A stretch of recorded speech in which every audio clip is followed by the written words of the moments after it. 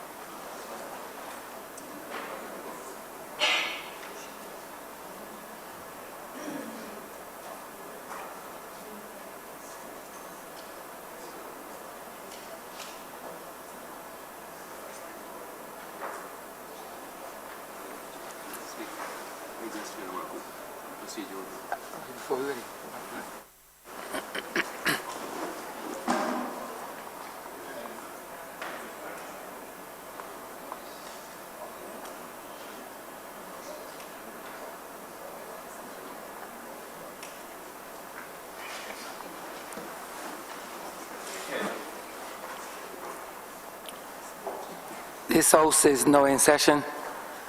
I wish first to acknowledge the presence of His Honor, Donald Saunders, the Deputy Speaker of Bahamas.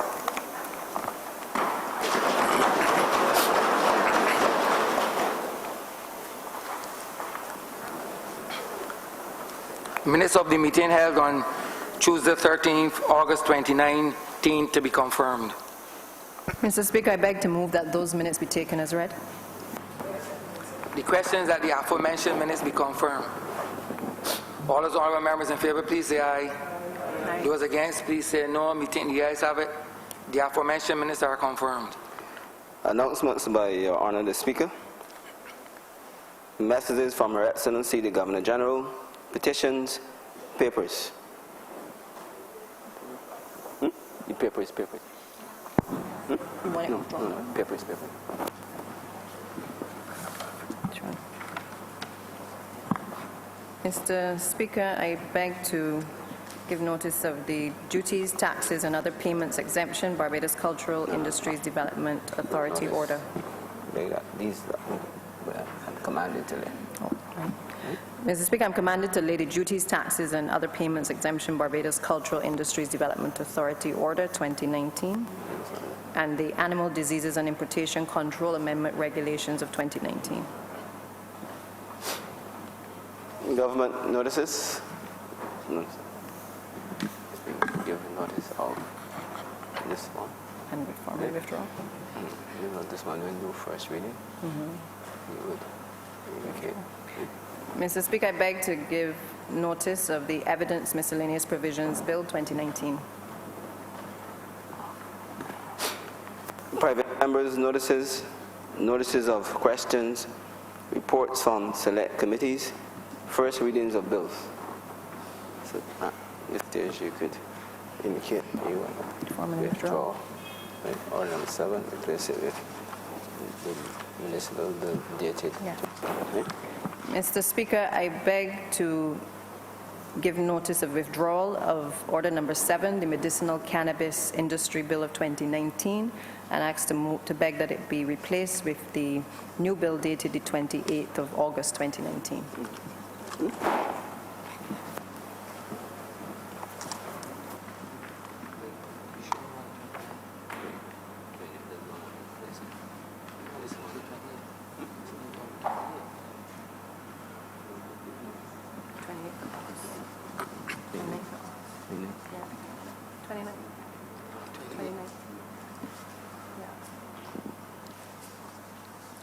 The question is that the aforementioned bill be replaced. All those honourable members in favor, please say aye. Those against, please say no. Meeting the ayes have it. The aforementioned bill is replaced.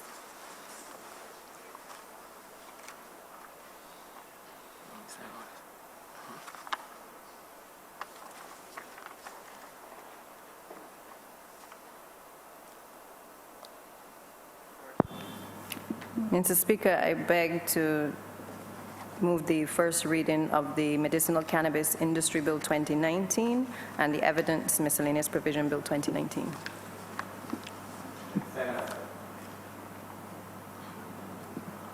Agriculture and food security. The question is that the aforementioned bills be read a first time. All those honourable members in favor, please say aye. Those against, please say no. Honourable member for St. Michael West. Point of privilege or whatever, Mr. Speaker. We are now faced with a new iteration of this bill related to the medicinal use of cannabis. From my recollection, and I might be losing count, this is about the third or fourth iteration of this bill. The nature of the subject matter would very strongly suggest to me, Mr. Speaker, that we would be wisely guided if we would defer debate on this matter.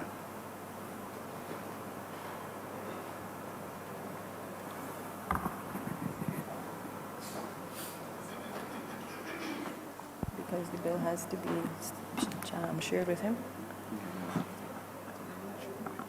Right, okay. So should I explain?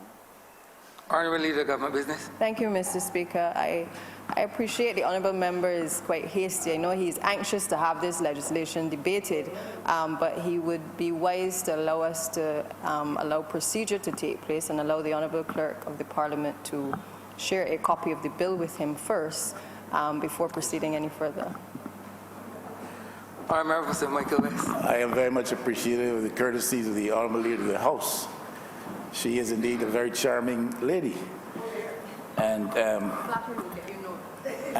Mr. Speaker, I am still, and seriously so, of the view that the nature of this subject matter contemplated with the passage of this bill is such that we need to be able to look at this in better measure. This is about the third or fourth iteration of this same piece of legislation.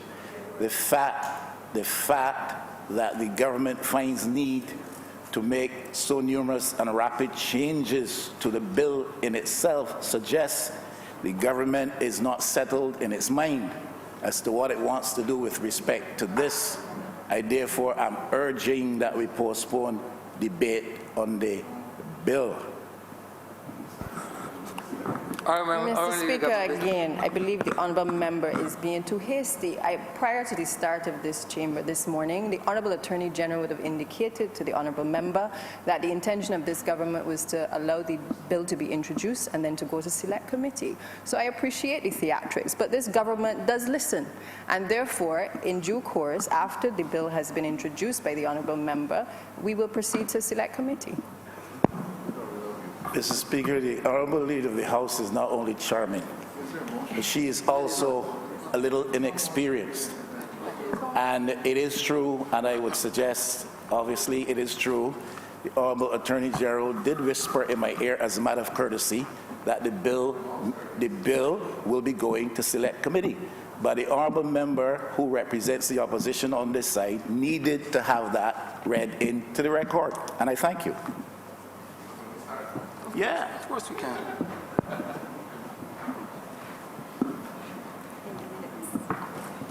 Now it has to go to select committee. So you did not believe me? You believe me? Bible speaks. Yeah, but it just Remember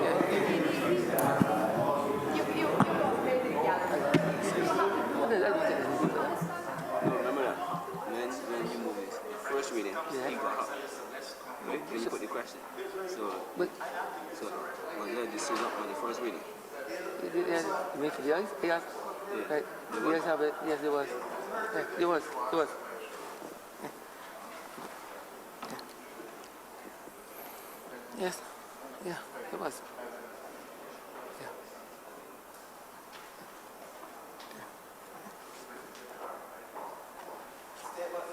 Ministers, congratulatory and/or obituary speeches, personal explanations, motions for leave of absence, oral replies to questions, notices of motion for the adjournment of the House on matters of urgent public importance, orders of the day. Move the suspension of standing orders 6, 16, 18, 20, 42 subsection 5, 43 and 44 be suspended for the remainder of today's sitting. The question is that the aforementioned standing orders be suspended for the remainder of the day sitting. All those honourable members in favour, please say aye. Those against, please say no. We think the ayes have it. The aforementioned standing orders are so suspended. Public business. Order number 7, sir. And just to be clear, sir, this order was replaced by the medicinal cannabis bill dated the 29th of August. In the name of the Honourable Minister of Agriculture and Food Security, to move the second reading of the medicinal cannabis bill, cannabis industry bill 2019. Honourable member for St. Philip South. Thank you, Mr. Speaker. Mr. Speaker, I want to start my presentation this morning by first of all acknowledging the outstanding work done by our Prime Minister and the Barbados Labour Party team and the members of Cabinet over the weekend when we, in fact, went into preparation for Tropical Storm Dorian. I do believe, Mr. Speaker, that what we saw displayed this weekend was nothing short of excellence and true leadership, and I believe that that should be acknowledged. I also want to acknowledge the presence, Mr. Speaker, of the Honourable Deputy Speaker of the Bahamas, Brother Deputy Speaker. We welcome you to Barbados and to our Parliament. I, Mr. Speaker, am a child raised by a grandmother, and I acknowledge certain principles which have been the foundation of the core values that I hold as a human being and a Christian man. And Mr. Speaker, I have to really thank the people of St. Philip South who have been out with me this weekend, but equally who have given me the honor of being able to pilot this piece of legislation, the Barbados Medicinal Cannabis Industry Bill 2019. And I say so, Mr. Speaker, because I do understand that this legislation is one that, if not properly handled, can result in much criticism, unnecessarily so, but equally, Mr. Speaker, much ignorance being spewed without first understanding what we are attempting to do when we speak to a medicinal cannabis industry. And that I feel the responsibility, Mr. Speaker, to make sure that we make it absolutely clear that what we are dealing with here is medicinal cannabis, and that we ought not to introduce the confusion that most people seem to be going through with regard to what is decriminalization or recreational cannabis. And Mr. Speaker, I say so because in presenting this to the Cabinet of Barbados, I also raised at Cabinet that we ought to be very, very, very clear with this conversation. And I'm saying this for a number of reasons. But I, Mr. Speaker, would like to reflect on my days as a boy growing up, because there's much to this that we need to acknowledge. And as a boy growing up, living on Guinea Plantation in Clifden, the overseer or manager would come by on his tractor, and my grandmother would run out, "Yes, sir, yes, sir, right, sir, right, sir." And everybody in the house would be laughing. There were quite a few of us in the house. And I would be the only one who never saw it funny. So that when she returned, I would always ask, "Why are you always running out there, yes, sir, right, sir, right, sir? He came on a tractor, why did you run? Couldn't you not walk?" And Mr. Speaker, I am saying this because it is against this background that I feel that we owe this country the responsibility of sticking to our manifesto pledge, which we said in our manifesto of 2018 that the Barbados Labour Party pledged to legalize the use of medicinal cannabis. Medicinal. And at page 25 of the manifesto, it says significant strides have been made in the use of marijuana in pain management and for the treatment of a range of medical complaints. The bill will not deny Barbadians access to modern modalities. The BLP will legislate the use of marijuana for medicinal purposes.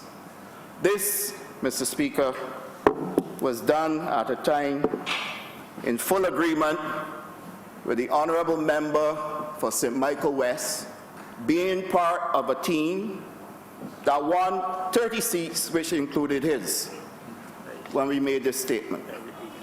And so, Mr. Speaker, whilst I do understand the nature of politics, and I do understand that we have to show that we are an opposition, even though we are not from opposition material, but that equally, the pushback that you're going to get from this should not be residing. Honourable Member for St. Michael West.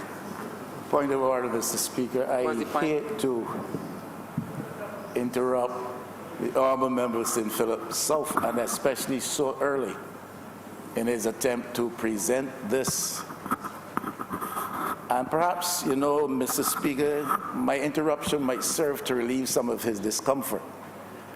But the point of order on which I stand is this: he's misleading his House.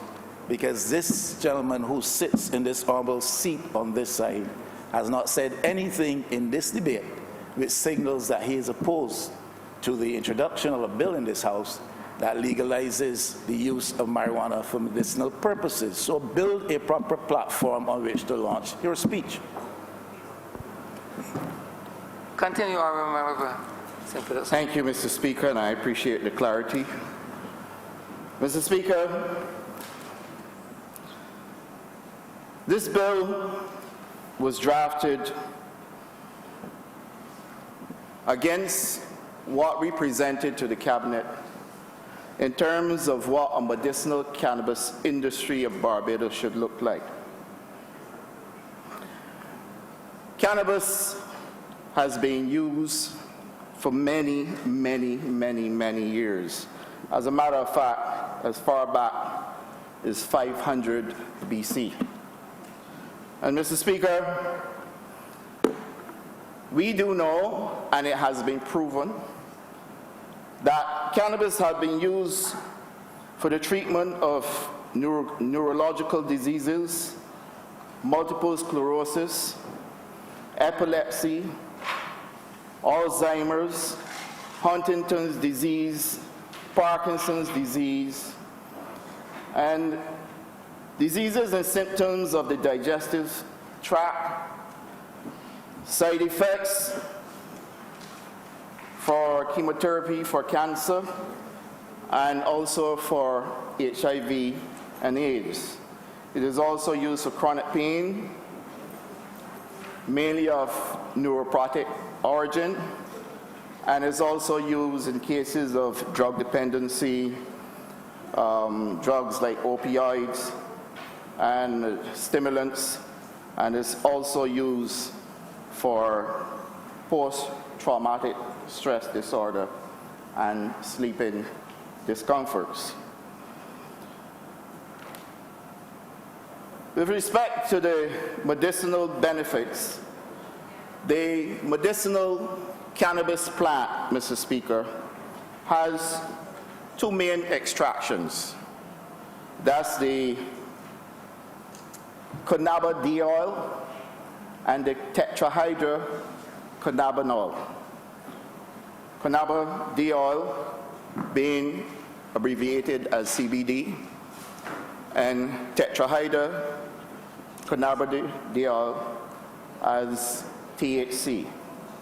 Tetrahydrocannabinol, sorry.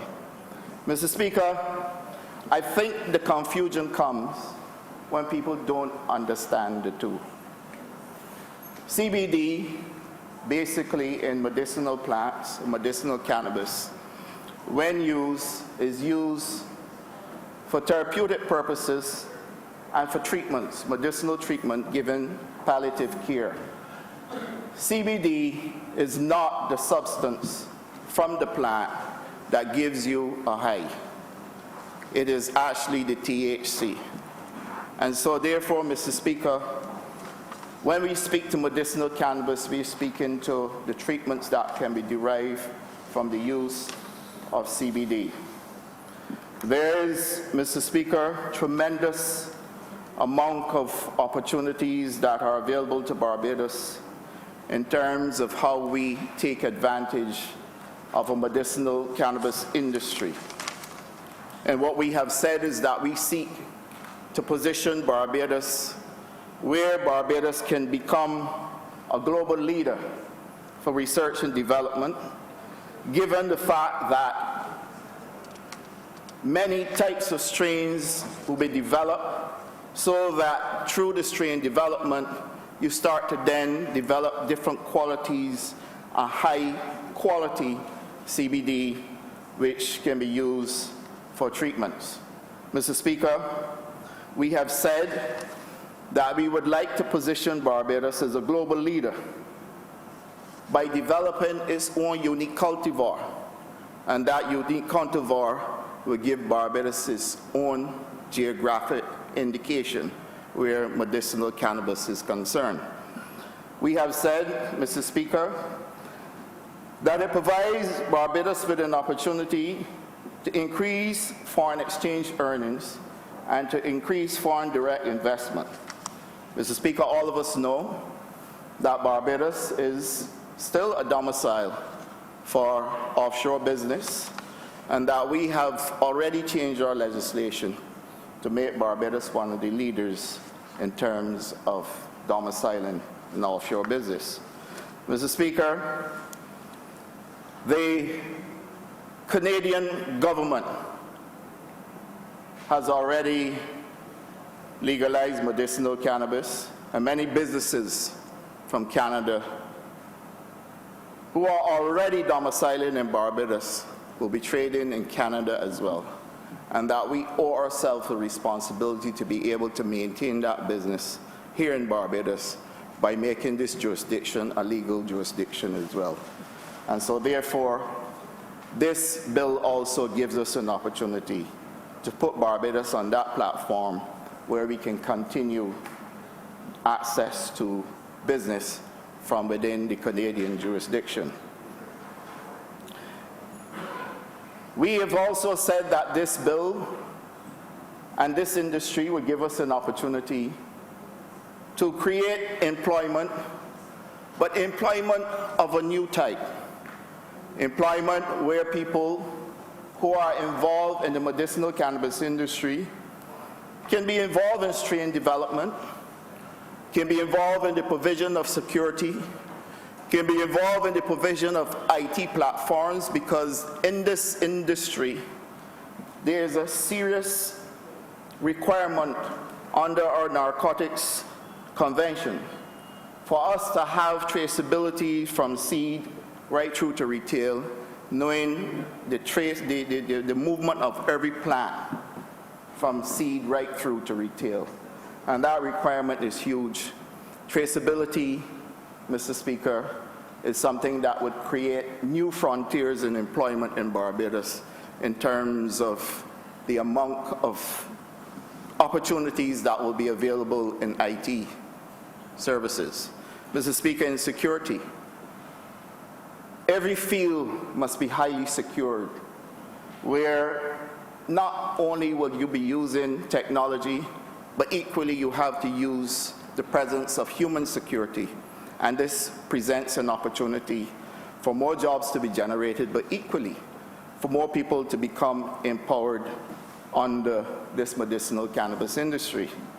Mr. Speaker, that, to my mind, is an opportunity for us also to live up to our promise to Barbadians when we said that this government will not be a government that will go in the old direction of seeking to fit everybody within the public service, but that we will create opportunities for people to become empowered by giving them an opportunity to become a part of the ownership structure of Barbados through business ventures and becoming entrepreneurs.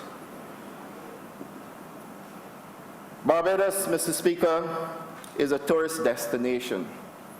And if we are going to reach new horizons in tourism, then, Mr. Speaker, here is a wonderful opportunity for us to be able now to increase what is being offered to our visitors in terms of rehabilitative services through the use of spas and clinics where people can come for treatment when they come to Barbados.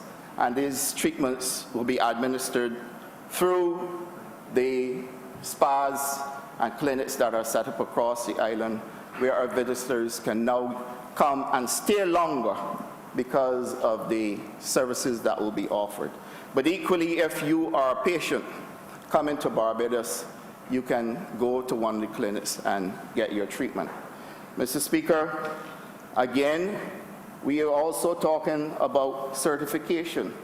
How many of our young Barbadians can get an opportunity for training, where they can become certified as growers, where they can become certified as processors, where they can become certified in R&D, where they can become certified in strain development, and also train the trainer certification. Mr. Speaker, I speak to opportunities that will be available at the Samuel Jackman Prescott Institute, where students who may not necessarily want to go to a university but would rather take a short vocational training can be trained at the Samuel Jackman Prescott Institute, where, Mr. Speaker, the TVET Council can also deliver training in CVQs and MVQs, and that, Mr. Speaker, the University of the West Indies can take the lead in providing training and creating the curriculum for training, so that then we have an opportunity for more Barbadians to become empowered. Mr. Speaker, it is against this vision that we have sought to develop a medicinal cannabis industry. Mr. Speaker, we have made it abundantly clear in everything that I have said and everything that came from all of us in this honorable chamber on this side, that this is designed to make sure every last Barbadian is given a chance to participate. And I perhaps would want to pause here for a moment, Mr. Speaker, to get into some of the criticisms that I've been hearing with regard to the introduction of this bill. First of all, there have been absolutely good cooperation between myself at the ministry, myself and potential interest groups. I speak to the Rastafarian movement of Barbados. I've met with 2 different groups. Mr. Speaker, I want to make it clear that we have indicated to them that they will be a part of this industry and that every effort will be made to make sure they are included. So we did consult with them. Their views were listened to. We held more than 1 meeting, and we, up to last night, were in discussion with the Rastafarian brothers and sisters of Barbados in terms of how we will go forward and in terms of how we can work together with them, not just singling out one group, but that every group that has an interest will be part of this industry. Well, Mr. Speaker, we've also gone further in stating that if we are going to include every Barbadian over and above the training that is going to be provided, that we then need to make sure that we provide opportunities for them. And we have already developed a farmers' empowerment and enfranchisement drive, where we are about to deliver 2,000 farmers, 2,000 new farmers in Barbados over the next 3 years. And what that is designed to do is to bring Barbadians into the ownership of businesses so that they can be part or participants in the economic pie of Barbados.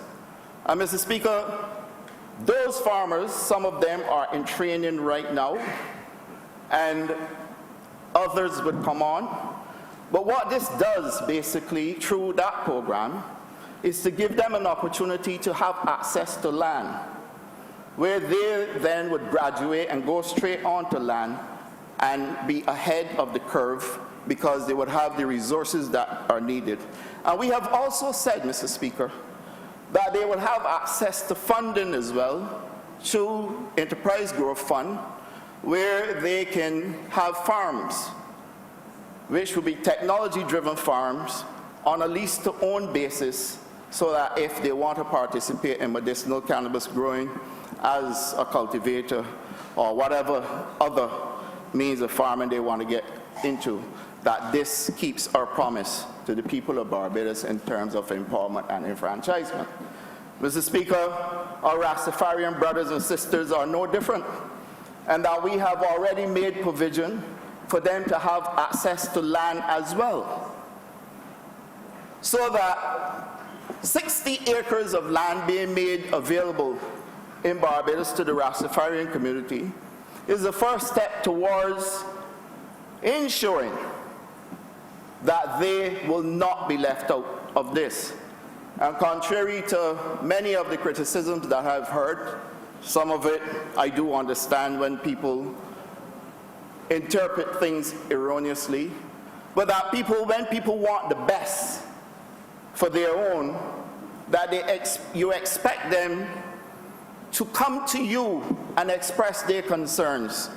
And I believe this morning, Mr. Speaker, sir, it's a wonderful time for us now to clear the air where that is concerned and to let every Barbadian know that this medicinal cannabis industry will also allow Barbadians and members of CARICOM countries to be up to 30% ownership of any foreign direct investment in this industry. So that even if a foreign investor comes to Barbados to invest in cultivation, processing, in retail and distribution, in spa clinics or what have you, provision has to be made for Barbadians to own 30%. So at no stage at all, Mr. Speaker, Barbadians will be left out of this. And I believe that I owe it to Barbadians to explain that, because that is one of the things that I have been hearing all along. Oh, this bill is designed to go back to Massa days, and I cited Massa days as a boy growing up, and I did so deliberately because we ain't going back there.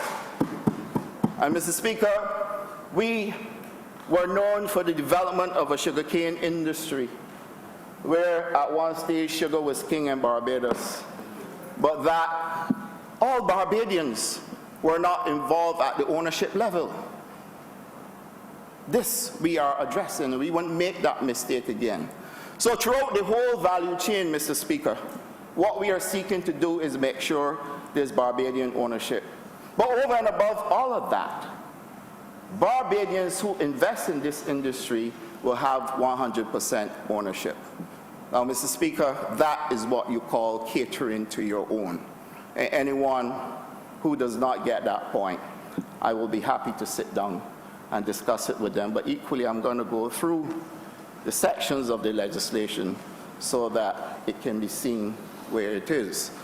Mr. Speaker, I know that we are doing this within a very, very tight space. And that space is tight, Mr. Speaker, sir, because Barbados is a signatory to a number of United Nations conventions. The 1961 Single Convention on Narcotic Drugs, which lists cannabis as a controlled drug with little to no medical purposes.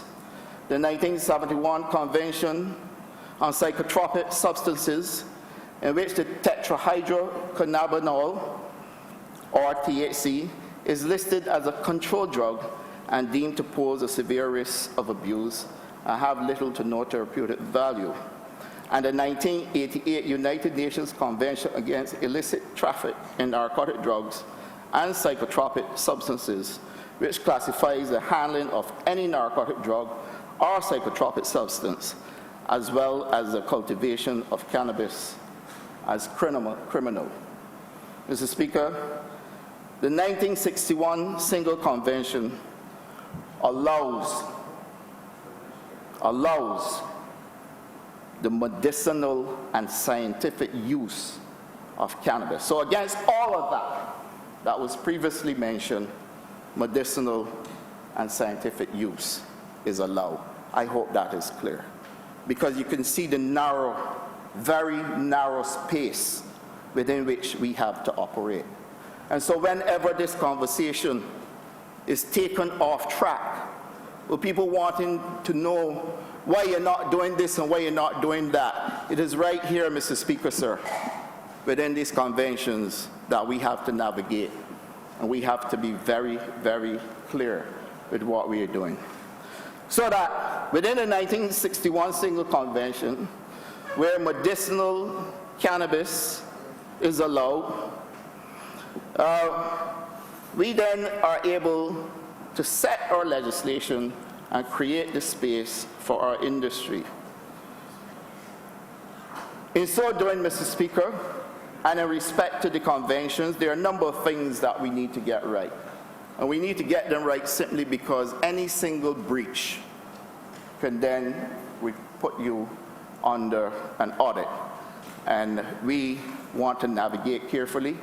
I want to also refer to St. Vincent and the Grenadines they have just passed some of their legislation. Well, Mr. Speaker, would you believe that St. Vincent and the Grenadines were at this for 2 years? Mr. Speaker, Jamaica exported in September, I believe, of 2017 to the UK, medicinal cannabis, but for research purposes. And Mr. Speaker, they were at it long before. Mr. Speaker, every single jurisdiction, including Canada, including the United States of America, have been at this. And within these conventions, Mr. Speaker, sir, you would have realized that many changes have taken place, even though they had started participation and the industry. We have to navigate carefully, because the one thing we can do, Mr. Speaker, as a government, is to learn from their mistakes so that we enter without having to make those same mistakes. If it is indeed some means of concern that we have at times made changes along the way that has become a source of concern for those who have been following, then, Mr. Speaker, we are doing so in the best interests of this industry and in the best interests of Barbados. And Mr. Speaker, we have to make sure that we get involved in things like record keeping, Mr. Speaker. It is a requirement.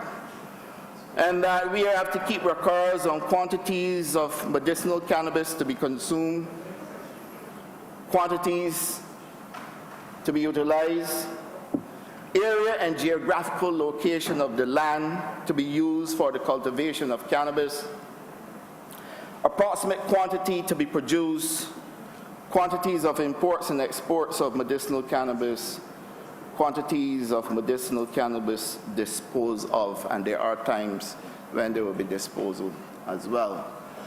And we are talking about seed to retail. And Mr. Speaker, provision must be made for disposal, because we all know in agriculture and anything else that you will at times get spoilage.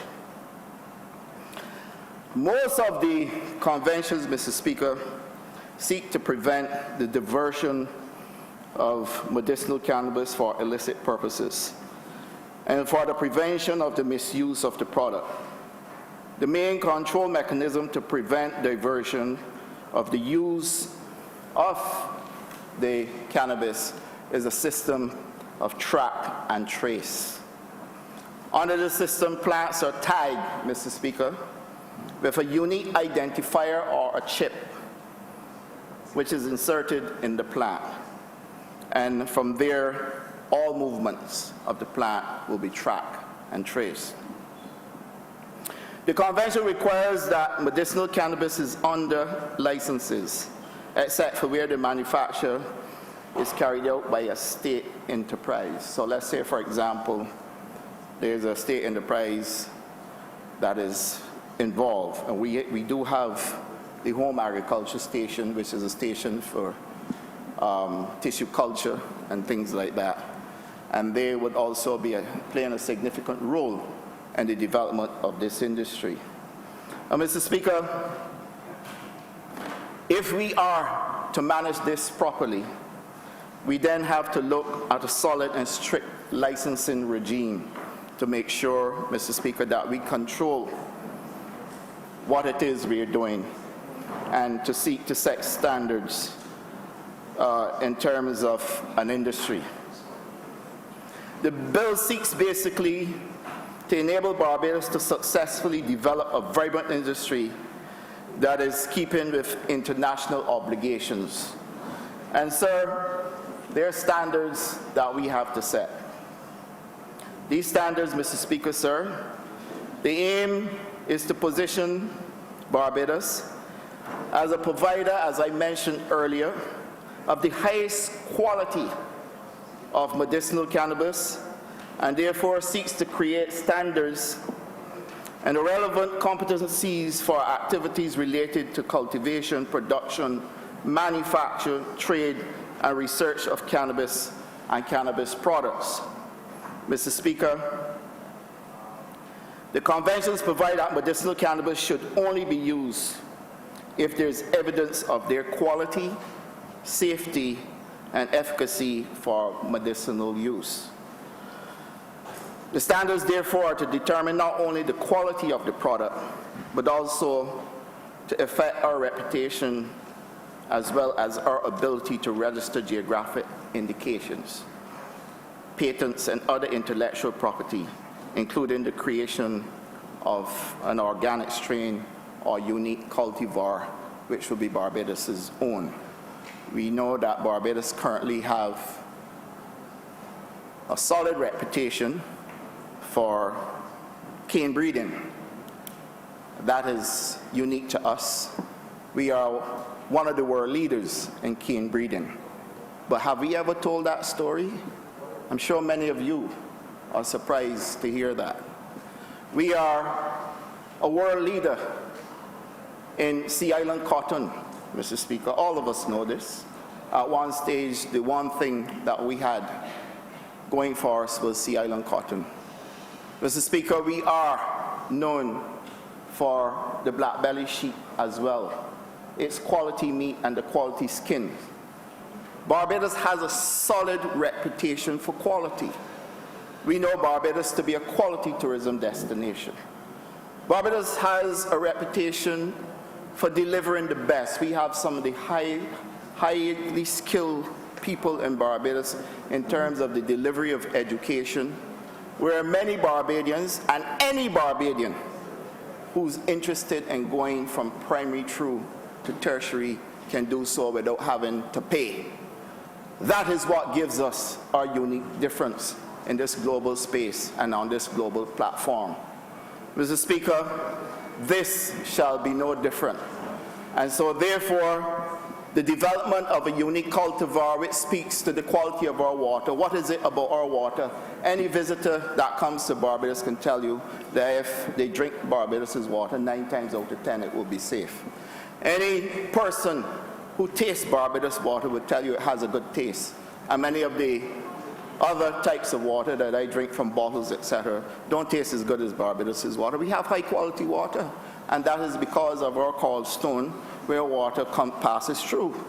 Mr. Speaker, we also have quality soils.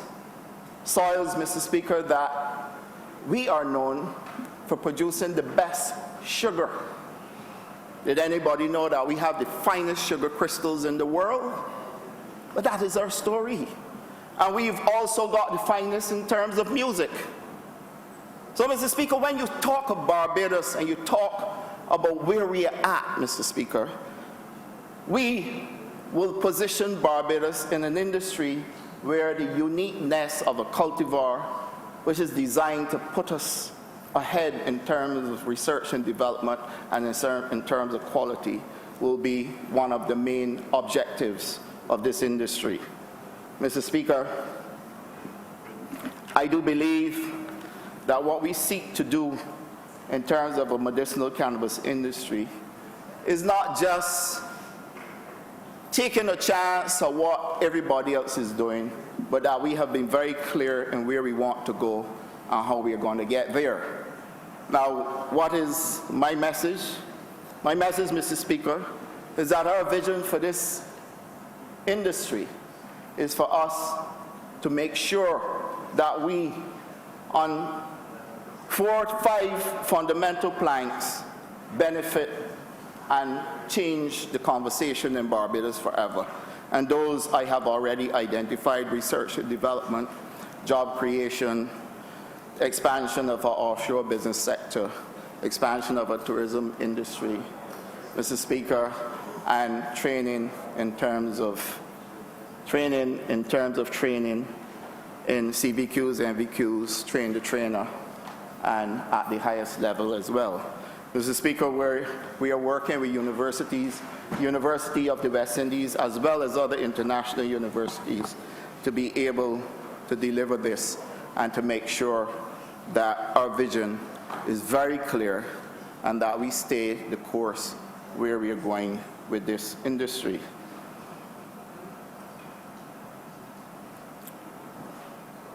Mr. Speaker, I would like now to speak to the legislation and to go through, Mr. Speaker, the main provisions of the bill so that we can all understand where we're going.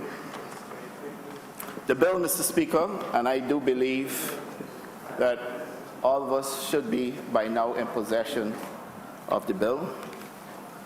And at Part 1, which is preliminary, we seek, Mr. Speaker, at Clause 2, to provide the definitions to guide the interpretation of the Act, including terminology related to the components of the product, which is cannabis, cannabis material, cannabis resin, and cannabidiol or CBD, for which different controls and prohibitions have to be established, so that we know for sure, Mr. Speaker, that we speak to the use of CBD oil in this industry in terms of the development of opportunities for people through the value chain, in terms of growth, in terms of strain development, in terms of retail, in terms of distribution, in terms of manufacture, in terms of processing.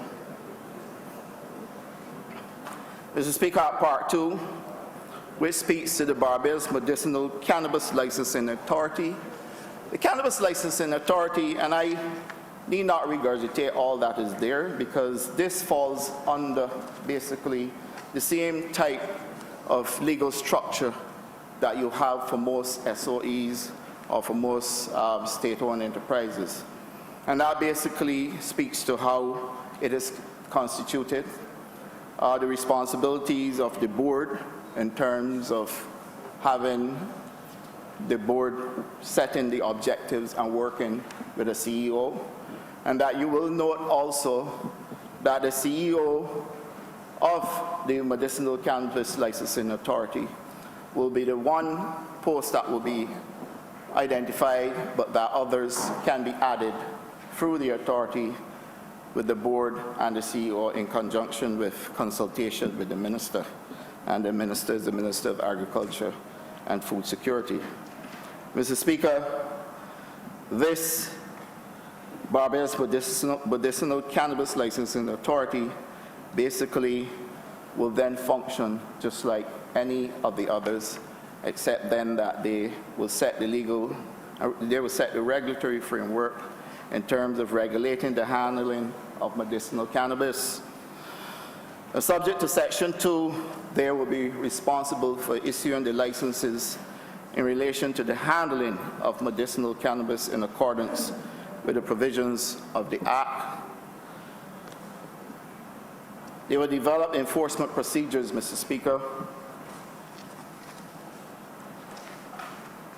Enforcement procedures in relation to the inspection of premises, and so therefore those people who have applied, of course, then in the process of due diligence, etc., the premises will be inspected, and that they would also, where required, assist with the provision of analytical services.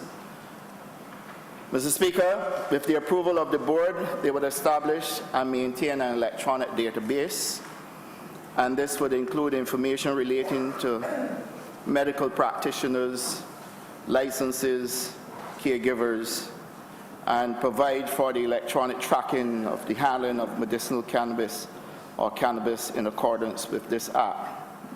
Mr. Speaker, with the approval of the board, establish and maintain registers for caregivers in accordance with the Act, and such other registers as may be prescribed under the law. The authority will also provide for the distribution of education material and the conduct of training programs in relation to the development and use of medicinal cannabis and the medicinal cannabis industry. They would ensure the proper disposal requirements are prescribed for the safe disposal of cannabis, which is handled under the Act, perform such other functions assigned under this Act and any other enactment. and then also they would enter into any agreement which, in the opinion of the authority, is necessary to ensure the proper performance of its functions.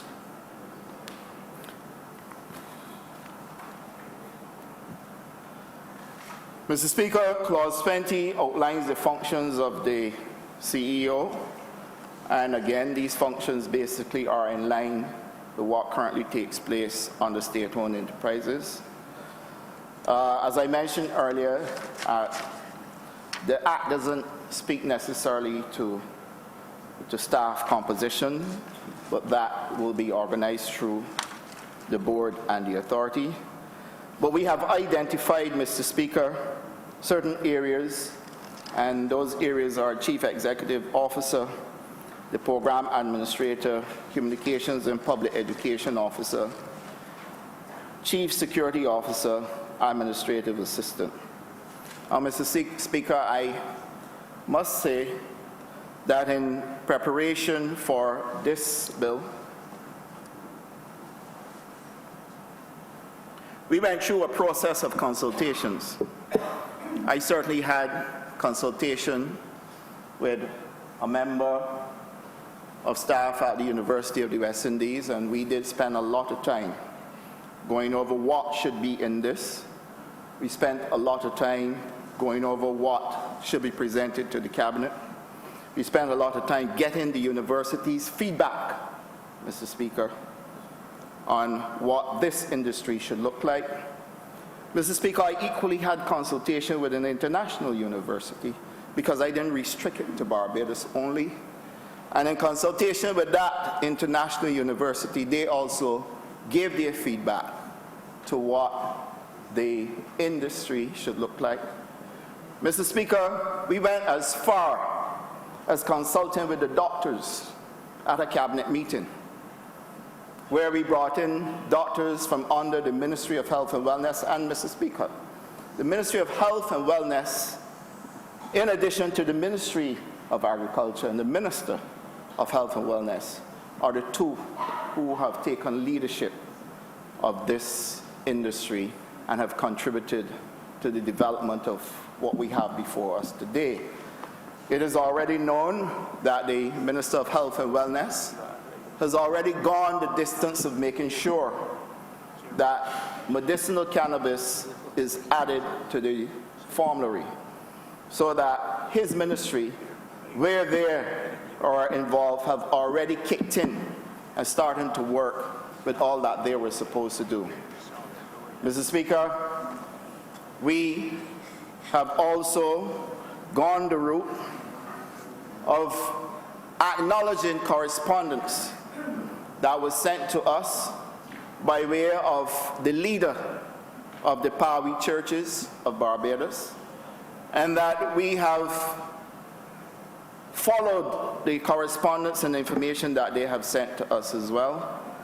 Mr. Speaker, we have also consulted with a member of an international standards organization whose services, Mr. Speaker, we will be engaging in terms of the build-out of the industry and in terms of how the process will work, how we do the due diligence planning, Mr. Speaker, to whom licenses will be issued, what sort of research will be done. Mr. Speaker, we have already started the process of consultation there as well. Mr. Speaker, I have to tell you that the Barbados Medicinal Cannabis Licensing Board will take on the responsibility of making sure that absolute consultation will be made with interest groups across Barbados, and we have identified that we will have focus sessions with teachers, because we do recognize that the teachers have a role to play in terms of children development. We do recognize that, Mr. Speaker, we have to have focus sessions with the churches of Barbados. And we do recognize, Mr. Speaker, that we also have to have further consultation with the medical profession in terms of what the rollout would look like and in terms of what their currently being asked to do in terms of our agreement with training so that we know who can prescribe and who cannot prescribe. Mr. Speaker, the process has already begun where the two have been working in tandem to make sure we get here. Mr. Speaker, we have also said that the Medicinal Cannabis Authority, and we have spoken to this clearly, will then roll out a series of town hall meetings to help us to manage the conversation in terms of what is medicinal cannabis vis-a-vis what is decriminalization and what is recreational. And that if anyone had read the Barbados Labour Party's manifesto of 2018, they would recognize that we have made it abundantly clear that whilst we will bring legislation to start an industry for medicinal cannabis, any other step towards decriminalization will be done based on the people of Barbados telling us if we should do so by way of referenda. So, Mr. Speaker, I believe that in debating this bill today, the one message that I would like to get across to all Barbadians is that this is not decriminalization or it is not recreation, but that it is a medicinal cannabis bill that is designed to give us a chance to respond to what is taking place globally. And what exactly it is that is taking place globally in terms of an industry. This is an industry, Mr. Speaker, that is tipped in 6 short years to go to $100 billion in trade. That is what we are talking about, Mr. Speaker. And if we are going to be there, then of course we have to make that move now. Now, in performing the functions of the board, Mr. Speaker, these things should set the tone and the objectives for where the board is supposed to function, and that where the CEO and the other officers are supposed now to take this up and take us to where we are supposed to get. Mr. Speaker, section part 3 of the bill, which speaks to access to medicinal cannabis. And this part basically outlines how medicinal cannabis can be accessed by patients. And that clause 25 explains the regulations will be prescribed to certify the process. This part also addresses dose limitations, record keeping, caregivers, and the dispensing of medicinal cannabis.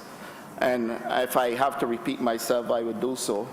But dispensing, Mr. Speaker, will be done carefully by doctors who have been trained to dispense.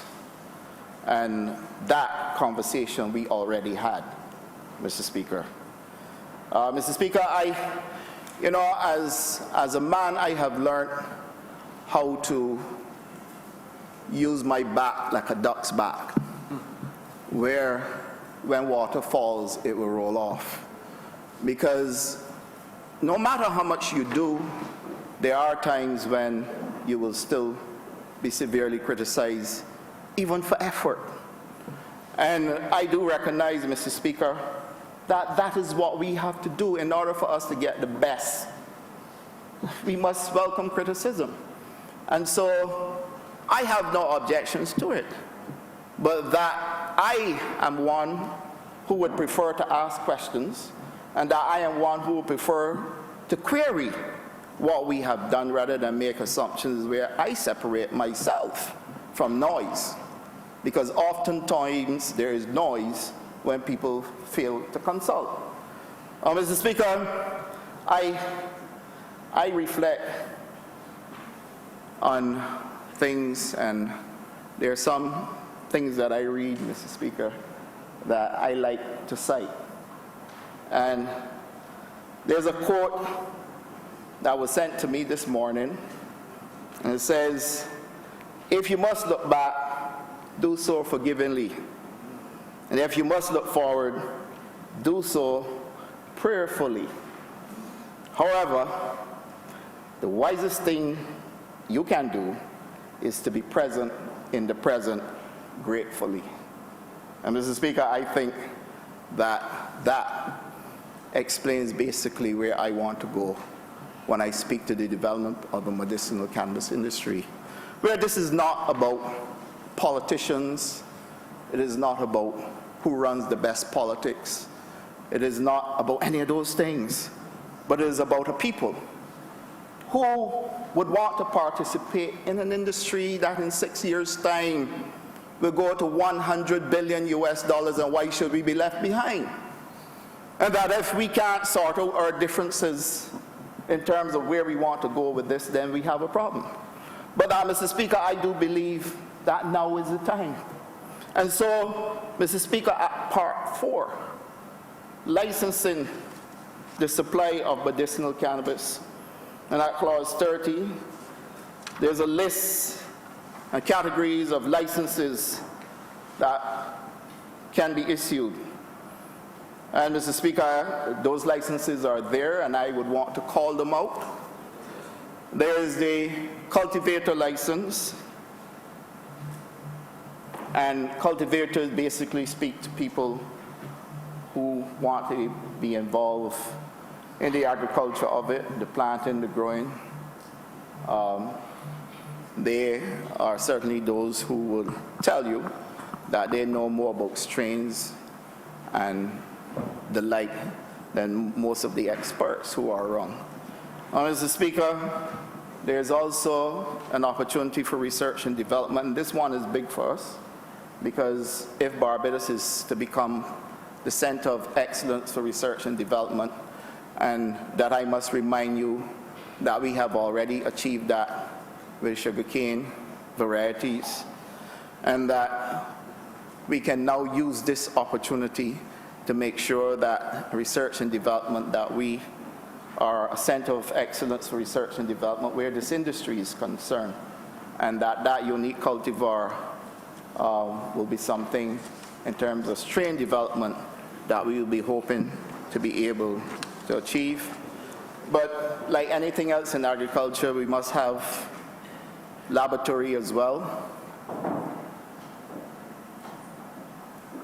because, Mr. Speaker, we still have to manage, and laboratory gives us a chance to do all of our testing and all of our testing for a number of things, including pests, diseases, but also to make sure that there's no tampering as well. And processors,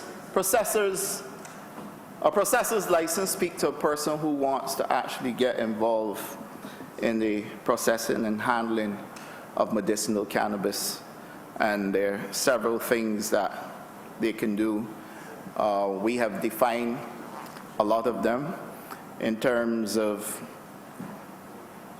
products that can be used for retail. So the CBD oils and tinctures and all those other things that people will have access to will be the doing of the processors. Retail and distribution, again, people will have the opportunity to retail. The pharmaceutical body will also have an opportunity to participate. Distribution, Mr. Speaker, speaks to people's access to medicinal cannabis and who will distribute to the patients who are in need. Import, of course, there will be the need to import, because, Mr. Speaker, if we're going to do strain development, we must know what we're going to be looking at.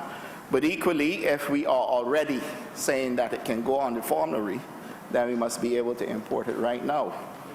And so import becomes critical. Export as well, and I don't think that I need to explain this, but just to be certain that if we are going to go the route of processing and manufacturing, then our product, obviously, we're going to seek to make sure we take the best advantage in terms of foreign currency earning by making sure we tap into markets that are also legal jurisdictions, because under medicinal cannabis and the use of medicinal cannabis, you're speaking to markets that are also legal jurisdictions. Mr. Speaker, transportation, and this is one that we need to understand carefully. Based on the conventions and treaties that we are governed by, Mr. Speaker, not any and every vehicle can transport medicinal cannabis. Not any and everyone can be allowed to transport medicinal cannabis, because the reality is that there must be traceability. Medicinal cannabis has very strict controls, and so the vehicles have to be equipped so that you can monitor that vehicle from every field or from every place that it would pick up cannabis to wherever it's going. And licenses have to be issued for that, because we are not going to be able to control this if we don't control the movement. And so, Mr. Speaker, transportation licenses are extremely critical in terms of how we maintain the standards and keep this business where it's supposed to be confined. Now, you don't want to have cross-contamination. So somebody goes by one of the farms and picks up good, legitimate medicinal cannabis, but somewhere along the line when it reaches the processor, it is not that which was picked up. And so what you're processing is a bunch of THC and not CBD. And then all of a sudden, then you have problems with people ingesting the wrong things. But good for us, because of our standards, there must always be testing as well, Mr. Speaker. So it will get there only to be rejected, because the testing and screening as well is critical. The whole traceability traceability standards of the entire industry will speak to how we manage processes wherever somebody believes that they can move into the gray, we have found a way to mitigate against that. And because it is so strict, Mr. Speaker, I do want people to understand that there's no room for the use of blurred conversations about recreational and decriminalization within the scheme of this legislation. Mr. Speaker, the types of licenses at Clause 31 basically specify the tiers of licenses and the types of licenses within the tiers. And Mr. Speaker, this is done simply because we have said that we are going to create an opportunity for everybody to participate.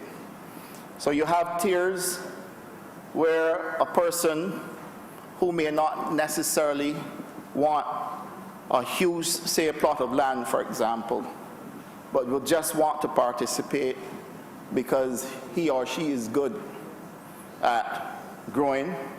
That provision is made within Tier 1, and it goes up and up to different tiers. Mr. Speaker, the reality of it is that this is done where those who are in for small, medium, or large investment will have an opportunity to participate within the tiers that are offered. And that, to my mind, represents the best way that we can control the issue of licenses. I've already identified them. But what we have done here is nothing different from what has been done in other jurisdictions. The language in terms of whether they call it a tier or an acre or whatever else they may call it, the reality is still the same. And the truth is that this now gives us a chance, Mr. Speaker, to make sure that no one will be left behind. The Speaker, Clause 32 specifies eligibility to apply for a license, and the authority shall prescribe regulations in relation to the criteria for the eligibility to apply for each category of license. Now, Clause 34, it states that the cultivator's license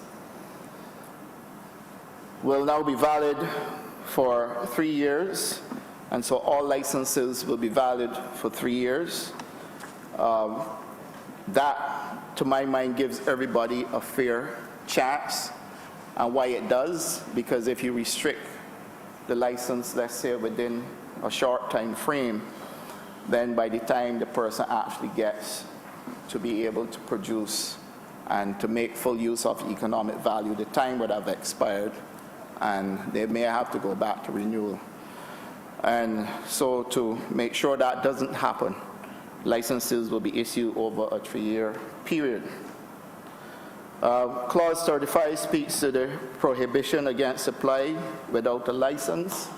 And again, this brings us in line with law. These are the types of control you put in place where that a person shall not cultivate, supply, have in possession, or obtain medicinal cannabis for any purpose specified under this act unless the person is the holder of the relevant license. And that license will be issued pursuant to this act. Now, we know that there are penalties for people who run afoul of the law, and equally, we have said that persons who are found guilty would also be penalized accordingly. Part 5, Medicinal Cannabis Tribunal, which gives the tribunal is set up to hear appeals, and the constitution and operation of the tribunal are outlined in the second schedule. Clause 39 outlines the appeals process. So any person who wants to appeal, there will be a tribunal in place, and at that tribunal, the person can place his or her appeal. Part 6, Mr. Speaker, deals with offenses, and Clause 40 outlines areas of illegal use of handling of medicinal cannabis. It also outlines, Mr. Speaker, the penalties that it would attract for breach of the law.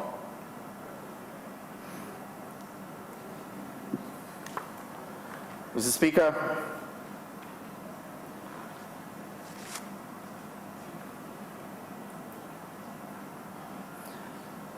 offenses also will apply to caregivers who may breach the law in terms of the possession.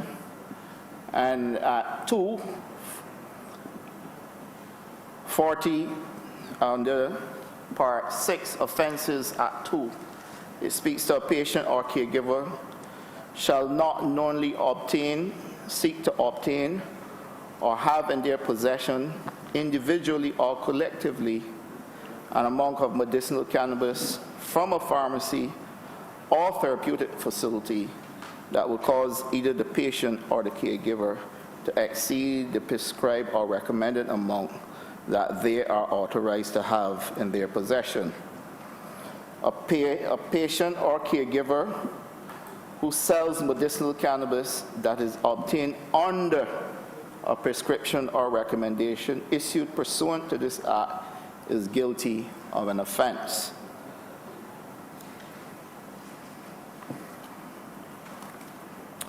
And it goes on to general penalty. And under general penalty, Mr. Speaker, I think we should note that a person who is guilty of an offense under this act for which no other penalty is provided is liable on conviction on indictment to a fine of 15 times the value of the medicinal cannabis or to imprisonment for a term of 10 years or both. This, Mr. Speaker, captures basically the legislation. Obviously, all of the definitions, Mr. Speaker, to the legislation are listed. And those of you who are in possession, you will recognize that the interpretations are under Part 1, under preliminary. So, Mr. Speaker, I do believe that we are poised in Barbados now to take advantage of an opportunity that confronts us, where we can, Mr. Speaker, develop an industry. I want, Mr. Speaker, to look at a couple of things where medicinal cannabis is concerned, because I do believe that we're going to build and build on what presents a tremendous opportunity for growth in Barbados. I know cannabis is referred to as the miracle plant or a gift from God, and this is well documented. This is not my language, this is from research that I have found.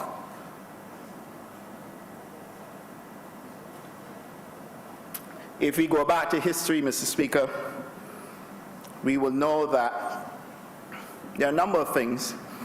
Cannabis was administered way back then, and in doing some research, I recognize that way back in time, somewhere around 500 BC, that cannabis was being used. And, you know, I realize also that Chinese were some of the leaders in the use of medicinal cannabis, or use of cannabis for medicinal purposes. And, Mr. Speaker, there are known to be 3 varieties or 3 types of cannabis that are available. There's the cannabis sativa, or stava. Sativa L. Sativa. Sativa L, Honourable Member. Sativa, thank you, Mr. Speaker. Sativa L. Sativa. And it comes as a tall, slender type of cannabis where the leaves are thin. And then there's the cannabis indica, which is a stocky, bushy type cannabis with all the buds and the seeds, etc. And there's the ruderalis as well, which is an Asian plant, Mr. Speaker. I see you nodding, so I must have that right. That is also an Asian strain. I remember you can go back to the legislation and the debate with legislation relative to the Drug Abuse Prevention and Control Act that spoke to the issue and the amendments to that act, which speak at length. If you check the Hansard records of Sir David Simmons, etc., you will see that whole Hansard that spoke to the development of it and the penalties involved, etc. So I'm very familiar. Thank you, Mr. Speaker. Very well informed. Honourable Member, I would have done a lot of work questioning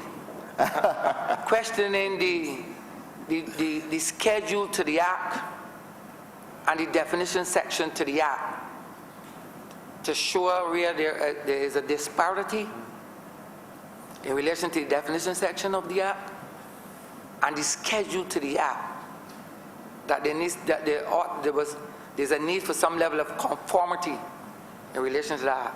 And I would have taken that to our highest court, sir. So I'm very familiar with all of it. And I want to thank you, Mr. Speaker, for the guidance and the shared knowledge.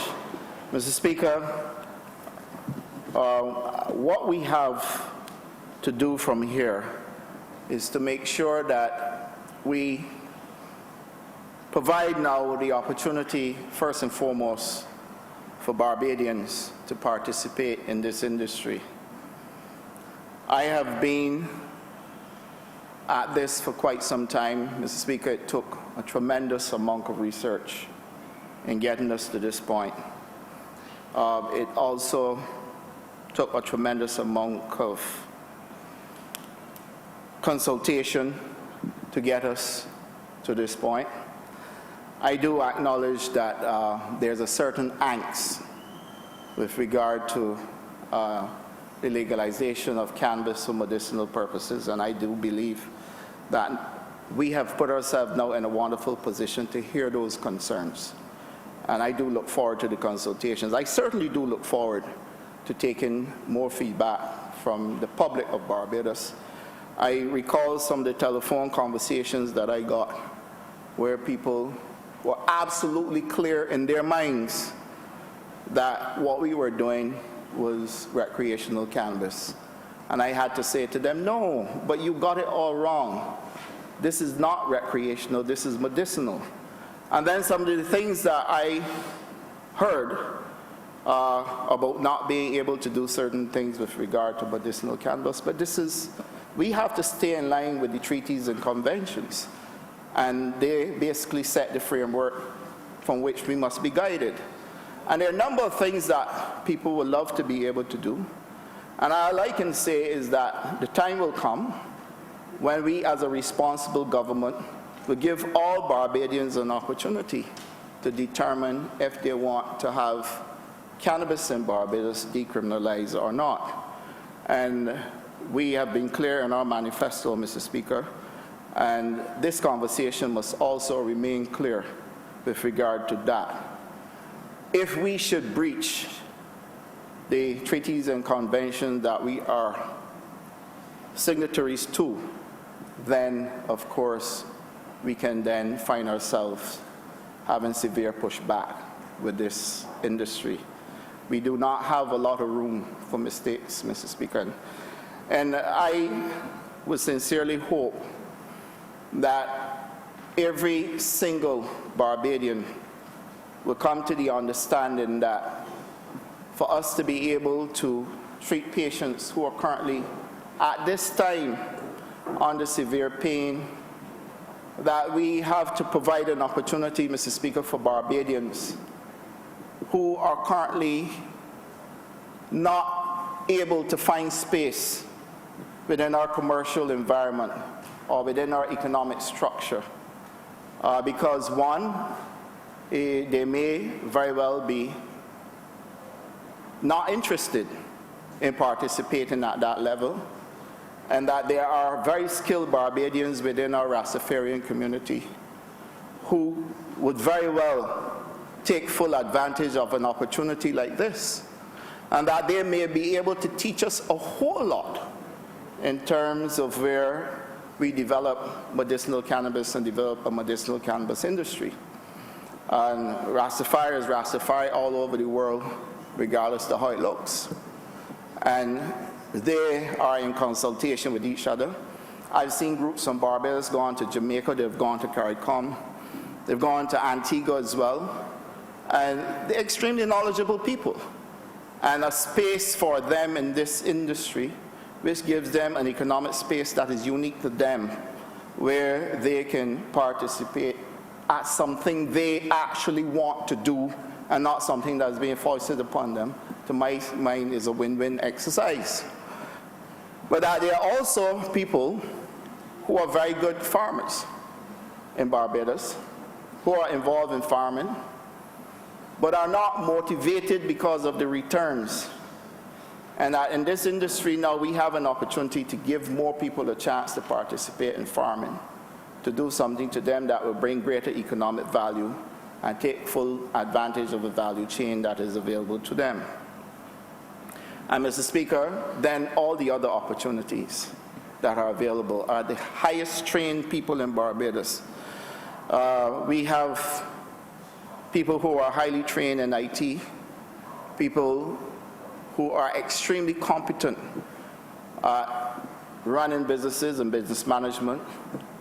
And this provides an opportunity. You don't even have, Mr. Speaker, to touch cannabis. You don't even have to go nowhere near growing cannabis, Mr. Speaker. You don't even have to be a patient to even participate in anything to do with cannabis other than provide a service in terms of IT platform, or, Mr. Speaker, the procurement of software, or providing the provision of security services, the transportation, new opportunities that are going to be available to all Barbadians in this industry, and of course the opportunity where Barbadians can become 30% owners in foreign businesses who are invested in Barbados must be something that we can applaud in Barbados, because we dropped the ball many times when the opportunity was there. We certainly dropped the ball with the sugar industry, where we were exporting sugar in bulk rather than taking the full value chain and getting Barbadians to be participants other than providing the labor. And, you know, every time I think of labor, because we are really what labor represents, the Barbados Labour Party, we well know, we are the party that formed the labor movement in Barbados. And Mr. Speaker, when we think about labor, oftentimes most of the burden is placed on labor rather than for the provision of opportunities. And this is historic legislation, Mr. Speaker, because this now gives labor an opportunity to become the owners, so that you're not going to have a case where wealth is created publicly but distributed privately.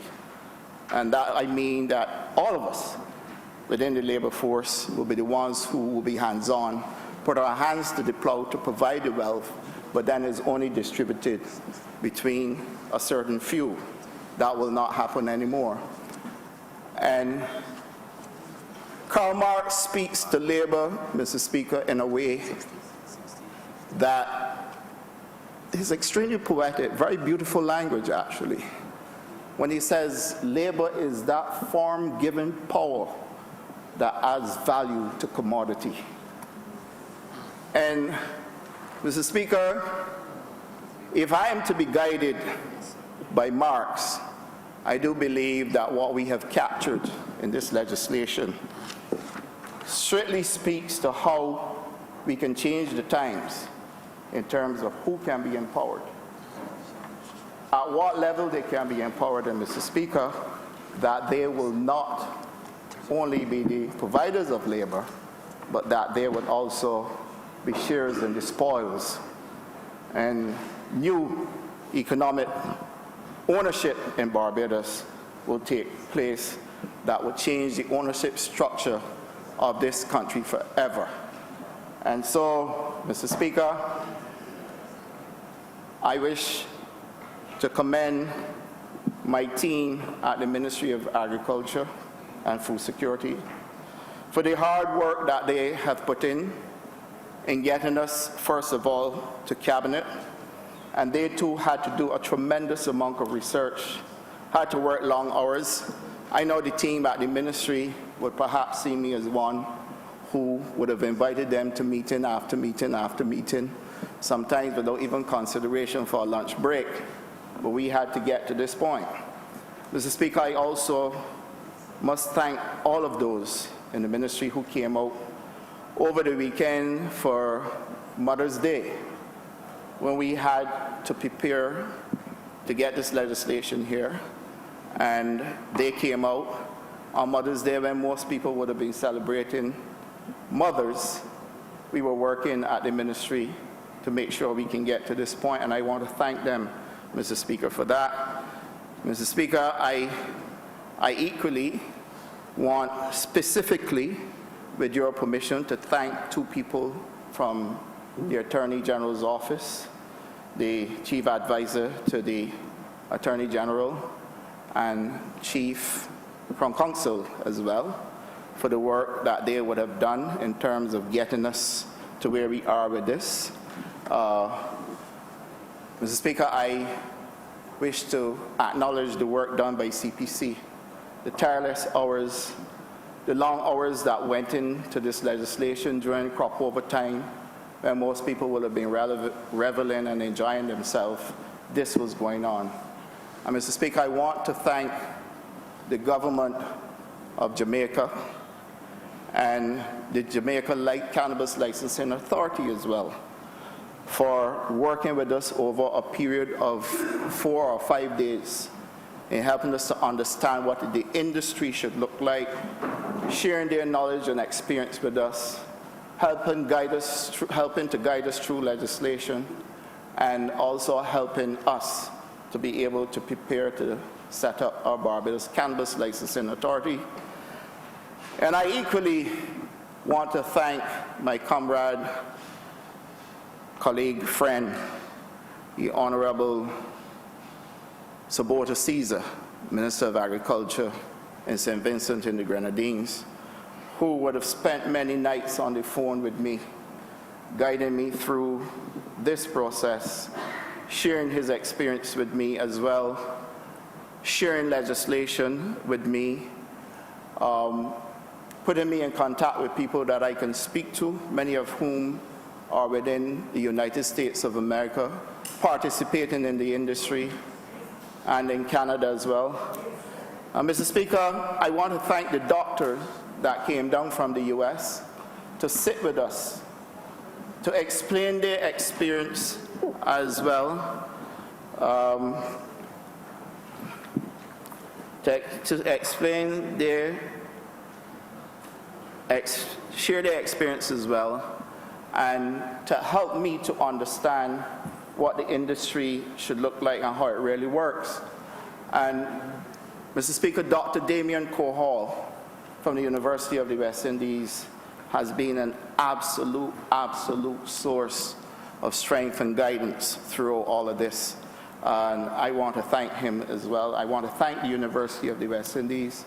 I want to thank the Guelph University for the support that they have given us as well. I want to thank the Ministry of Health and Wellness, and personally thank the Minister of Health and Wellness for the part that he would have played in making sure that the process had begun with the Ministry of Health and Wellness. And Mr. Speaker, I want to thank all of my cabinet colleagues. I recall, Mr. Speaker, one launch one evening that had taught me never ever to forget my cabinet colleagues.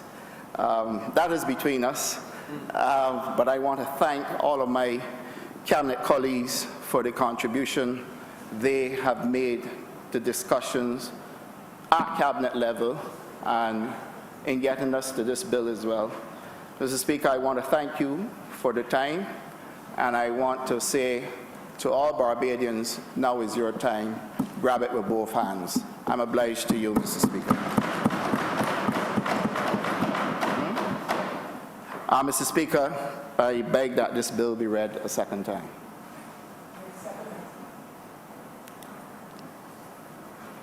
Honourable Leader of Government Business. Thank you, Mr. Speaker. I beg to move that further consideration of the bill be now postponed. I understand the Leader of the Opposition intends to speak after we've come back from Select Committee. At this point, Mr. Speaker, the terms of reference is being settled, and I'm hoping that we will have that later on this afternoon. The intention is that the House will adjourn later today until the 8th of October. During that period, the Select Committee, it is intended, will be meeting to discuss the details of the bill and for any input from the public. We have already settled on the persons who will constitute the committee, and I would therefore ask, Mr. Speaker, at this time for leave for the committee to be able to meet outside the precincts of Parliament in accordance with Standing Order. So, Honourable Member, I believe that before we get there, then Yes. you are seeking to inform this Honourable Chamber that you wish to have this bill sent before a joint Select Committee That is correct, in Mr. conformity Speaker. with Standing Order 58. Number 6, yes. Continue, Honourable Member. Yes, Mr. Speaker. So I'm seeking your leave to allow the bill to go to Joint Select Committee of both houses. And given that we will be on break for summer recess, to allow for the provision of subsection 60, subsection 15B to be initiated, to allow for the members of the Select Committee to meet outside the precincts of Parliament.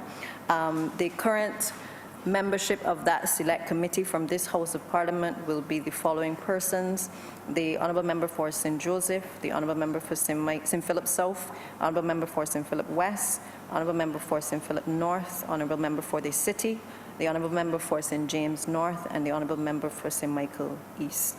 It is intended that 4 persons from the Senate, the other chamber, will also be selected to serve on the committee as well.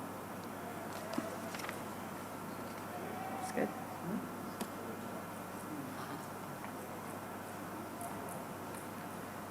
So you're seeking So with that, Mr. Speaker, I'm seeking to Section 59?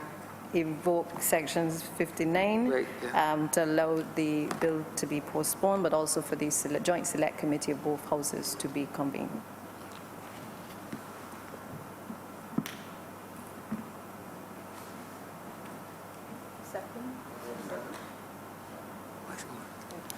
No one intends to second this?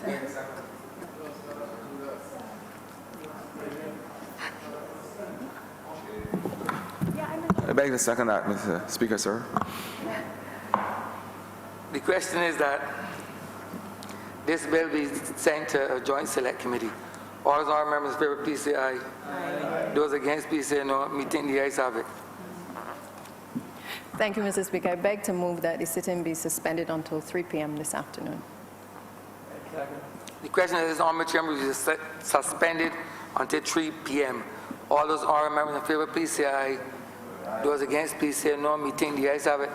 This honourable chamber stands suspended until 3 p.m. this afternoon.